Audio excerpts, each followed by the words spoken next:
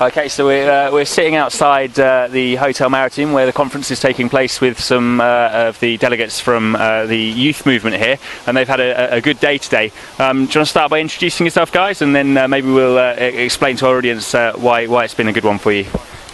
Hi, I'm Anna from the UK. I'm Danny from the UK. I'm Neva from the UK. And I'm Hannah from the UK.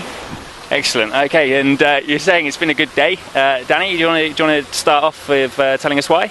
Well, we just achieved some real, actual concrete successes, which is fantastic, especially since it's been the international youth here. It's not just the UK, by the way. The international youth here that have been doing the lobbying, doing the education, and the things to actually get stuff in the text. So what we've actually achieved is three things.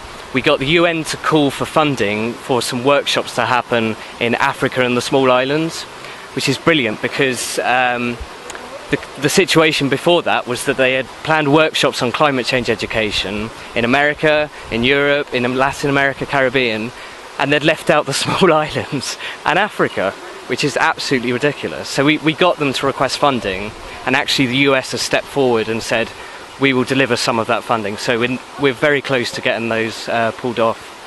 The two other things are that youth are now going to be included in any national sort of review of climate change education.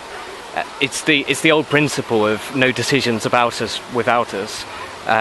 If you're talking about our future and our education, you have to include us in the review. Lastly, I feel like I'm talking for ages, but sorry. Last thing we got was I can't remember. Anna, I'm going to hand over to you on the basis that I know that you're a veteran of this movement.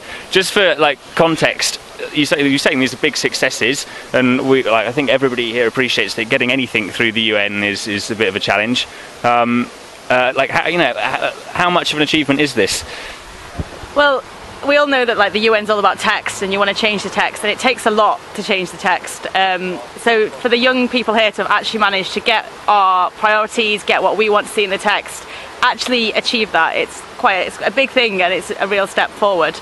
Not only in terms of we got stuff in the text, but also in terms of the fact that we were allowed into meetings that we weren't supposed to be allowed into. So they have meetings here that are formal and that you can go into as observers, and they have informal meetings where it's supposed to be the parties here having a bit more of a chat, a chance to air grievances and things.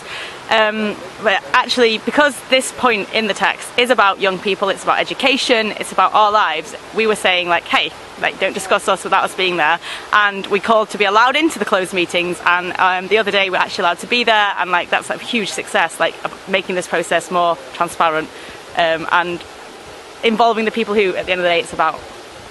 And how have you guys achieved this? I know there's kind of lots of actions that take place around here, and you've obviously been attending lots of these meetings. What kind of approach have you taken? What tactics do the youth movement use to influence these meetings? Who should I put this question to? Do you want to have a go? Youth movement tactics.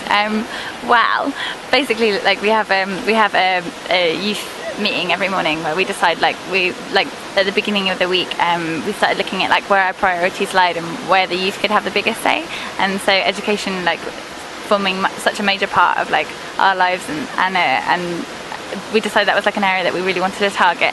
So we looked at approaching delegates about sort of proposing our ideas forward. So there was a lot of sort of introductions and meeting people and networking and forming relationships and stuff. So there was a lot of that, and then being able to work with the EU to propose paragraphs to go into the text. That's physically how it works. And then we have other ways of sort of trying to put pressure on by emphasizing that participation is really important. So we'll have actions, and we're looking into campaigning, and in the coming week we want to have a sustained campaign on an issue that we find is really important. That might be on the need for leadership within the UN, or the need for stronger participation within closed meetings and that kind of stuff. So does that. Yeah. And perhaps maybe we can just finish off by asking kind of your plans for the future. You think you've kind of secured this success now, and it's quite a dynamic movement. I know it's one of the kind of more active parties here at the talks. There's always stuff going on. So what have you got lined up next, do you think?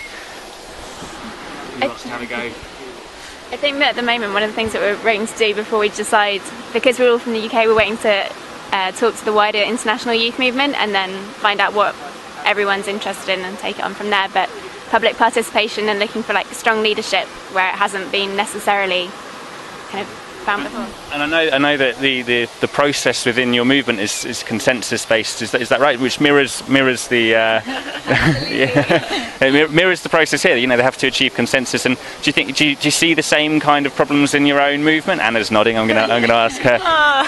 It's not quite the same as the UN. I think the consensus is great and it's what should be used. The problem with consensus is that you have to get everyone to agree. But where we're better at it than the UN are better at it is that the point of consensus is that you leave yourself behind and you work for the good of the greater group. So the youth, we work together to achieve young people's objectives. Unfortunately, the UN, they're all working for their countries. They haven't quite got the fact that they're working together to, you know, save the planet. So we're better at it. It still takes us a long time, but we get to decisions that everyone's really bought into, and we really get somewhere where we can work together as international youth, and that's really important because even though we're all from the UK, there's people from all over the world here, and we speak together as one, and that's what we need to do to solve climate change. So, yeah. Fingers crossed the UN managed to come to a similar conclusion. Thanks very much for joining us, guys, and we'll catch up with you later in the week. Thank you.